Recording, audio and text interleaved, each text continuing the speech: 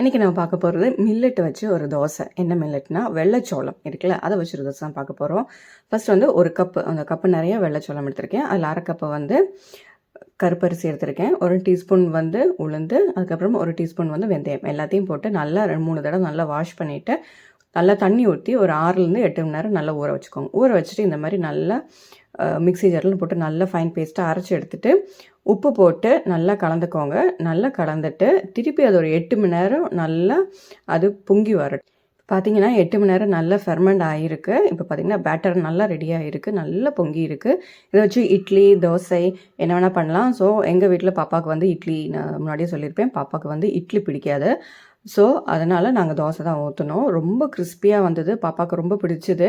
அது என்ன சொல்கிறது, இந்த வெள்ளைச்சோளத்தில் வச்சு பண்ண தோசை மாதிரியே தெரியல, சாதா தோசை மாதிரி தான் இருந்தது. ஏன்னா நம்ம பிளாக் ரைஸ் போட்டுக்கனால கலர் மட்டும் கொஞ்சம் டிஃப்ரெண்ட்டாக இருக்கும், அவ்வளோதான்.